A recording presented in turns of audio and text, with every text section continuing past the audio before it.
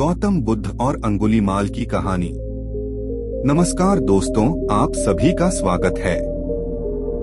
इस ज्ञान से भरी कहानी में जो सिद्ध करती है कि गुरु या मार्गदर्शक अगर सच्चा हो तो अंगुलीमाल जैसा खूंखार और बर्बर डाकू जिसने 999 लोगों की हत्या की थी, सच्चे गुरु का मार्गदर्शन मिलने पर वह उनका शिष्य बन गया।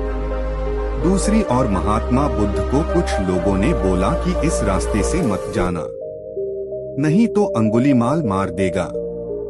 महात्मा बुद्ध बोले, वो संत ही क्या जो मृत्यु के भय से रास्ता बदल ले? मुझे लगता है उसे मेरी जरूरत है, मैं अवश्य जाऊंगा। एक बार मगध राज्य में एक खूंखार डाकू था। जो भी जंगल से गुजरता है वह उसे जान से मार देता है और उसकी उंगली काटकर अपने गले में पहनी माला में पिरो लेता है। इसी कारण उसका नाम अंगुलीमाल पड़ा था। उसके आतंक के कारण कोई भी संध्या के बाद घर से बाहर नहीं जाता। एक दिन संयोगवश महात्मा बुद्ध उस गांव में गए। उन्होंने अनुभव किया कि गांव के लोगों के मन में किसी बात की दहशत है।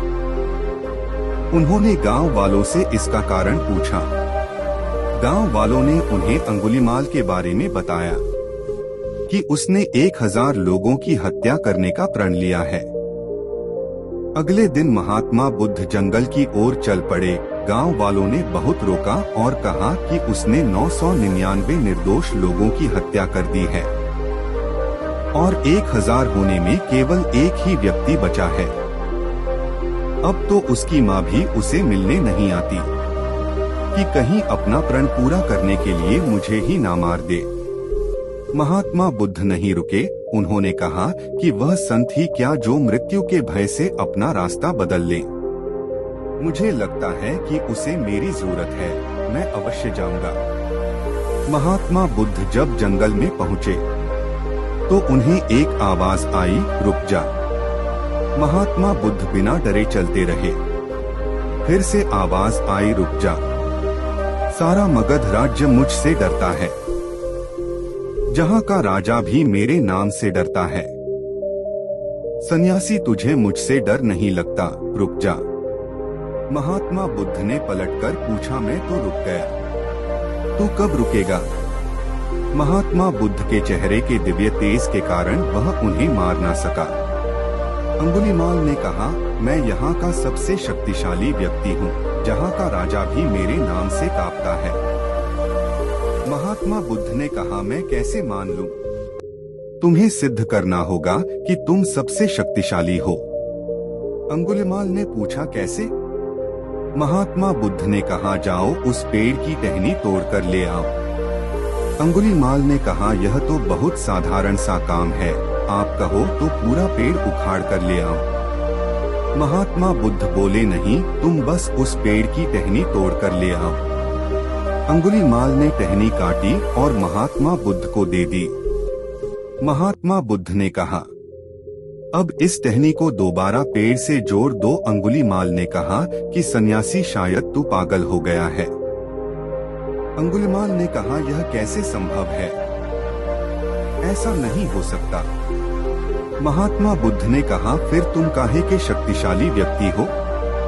अगर तुम काट कर जोड़ना नहीं जानते, तुम्हें फिर किसने अधिकार दिए 999 लोगों की गर्दन काटने का? अगर तुम एक भी व्यक्ति को जिंदा नहीं कर सकते। महात्मा बुद्ध की ज्ञान भरी बातें सुनकर उसके ज्ञान चक्षु खुल गए। महात्मा बुद्ध बिना उसकी ओर देखे वापस गांव की ओर चल पड़े। अंगुलीमाल धीरे धीरे उनके पीछे आता रहा। बुद्धम शरणं गच्छामि। वह महात्मा बुद्ध के चरणों में गिर पड़ा। उसे अपनी गलती का एहसास हो गया और वह उसी गांव के लोगों की सेवा करने लगा। आगे चलकर वह बहुत बड़ा सन्यासी बन गया। दोस्तों, आपको यह कहानी कैसी लगी? कमेंट करके बताएं और अपने दोस्तों के साथ शेयर करें। धन्यवाद।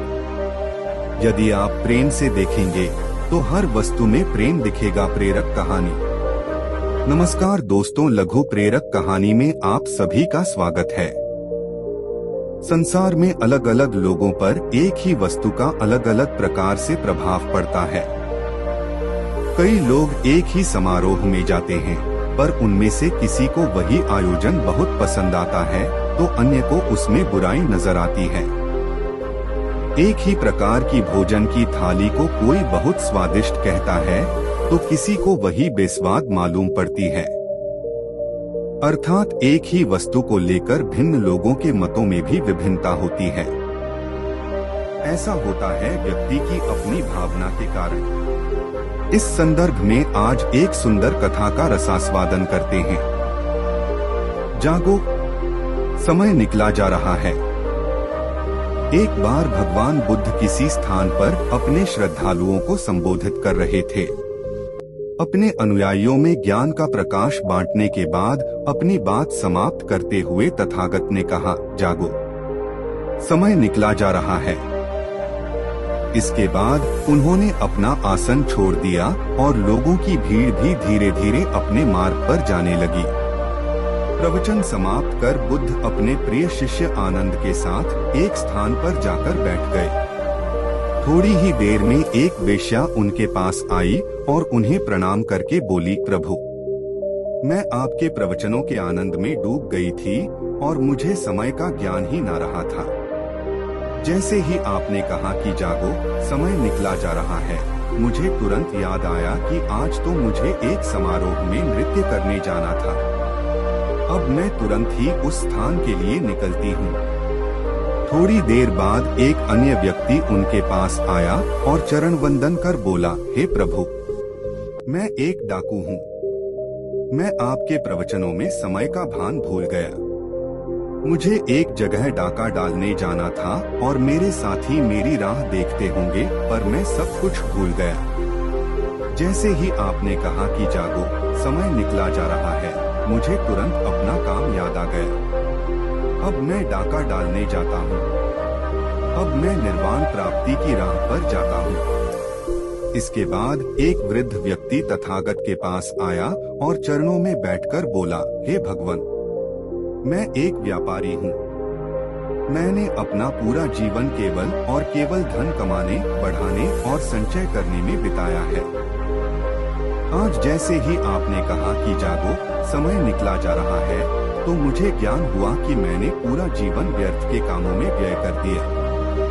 अब मैं निर्वाण प्राप्ति की राह पर जाता हूँ। हर एक इंसान हर शब्द का अलग मतलब निकालता है। सबके जाने के बाद बुद्ध मुस्कुराकर बोले, आनंद, देखा तुमने, मैंने केवल एक वाक्य कहा कि जागो, समय निकला जा रहा है। उस एक वाक्य का कितने ही लोगों ने कितने ही प्रकार से अर्थ निकाला। यही जीवन का, व्यक्ति के मन का सच है। वास्तव में प्रवचन सुनने तो बहुत से लोग जाते हैं, पर उनमें बताई गई बातों को कौन किस अर्थ में लेता है, यह उसकी अपने मन की भावना पर निर्भर करता है।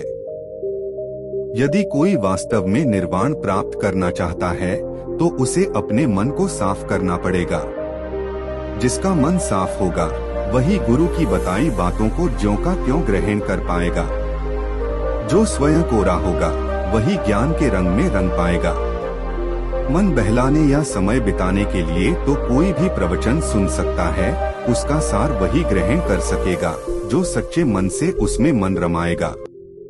यदि आप प्रेम से देखेंगे तो हर वस्तु में प्रेम दिखेगा। यही जीवन का सत्य है दोस्तों।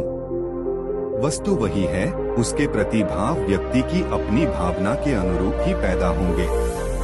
यदि आप प्रेम से देखेंगे तो हर वस्तु में प्रेम दिखेगा। अगर मन में कपट होगा तो हर व्यक्ति आपको कपटी मालूम होगा। सब अपने भीतर की भावना का खेल है। दोस्तों, आपको यह कहानी कैसी लगी, कमेंट करके बताएं और अपने दोस्तों के साथ शेयर करें। ईश्वर की खोज, महात्मा बुद्ध की कहानी। नमस्कार दोस्तों, इस ज्ञान से भरी कहानी में आप सभी का स्वागत है। एक बार एक व्यक्ति महात्मा बुद्ध के पास आया और कहने लगा कि मैं 20 साल से ईश्वर की खोज कर रहा हूँ। ईश्वर मुझे कहीं भी नहीं मिले। महात्मा बुद्ध पूछते हैं कि तुमने ईश्वर को खोजने के लिए क्या क्या किया है। वह सज्जन कहता है, मैंने कई तीर्थ स्थानों के दर्शन किए, बहुत सा दान पुण्य किया, बहुत से मंदिरों और धर्म स्थानों का निर्माण किया, लेकिन ईश्वर के दर्शन कहीं भी नहीं हुए। महात्मा बुद्ध कहते हैं, मैं तुम्हारी सहायता करूंगा, तुम शाम के समय मेरे पास आना। संध्या होने से पहले महात्मा बुद्ध कुछ ढूंढने लगे।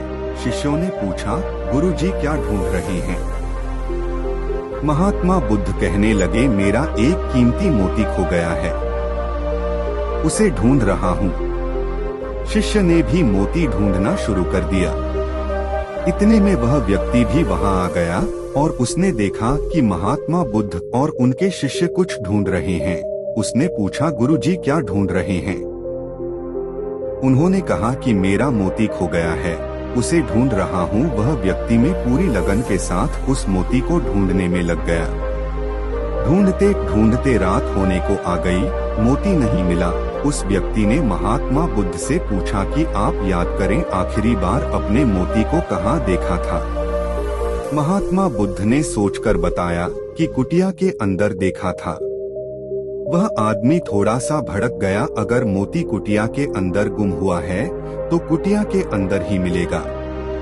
आप व्यर्थ में ही बाहर इधर उधर ढूंढ रहे हैं, अपना और दूसरों का समय व्यर्थ कर रहे हैं। महात्मा बुद्ध मुस्कुराए और बोले, मैं यही तो तुम्हें समझाना चाहता था। जिस ईश्वर को तुम 20 वर्षों से इधर उधर ढूंढ रहे हो, उसे तुमने अपने अंदर कभी खोजा ही नहीं। अगर तुम्हें ईश्वर के सच्चे दर्शन करने हैं तो इधर उधर भटकना छोड़ो और ध्यान लगाओ, ईश्वर तुम्हें वही मिलेंगे। दोस्तों, आपको यह कहानी कैसी लगी कमेंट करके बताएं और अपने दोस्तों के साथ शेयर करें।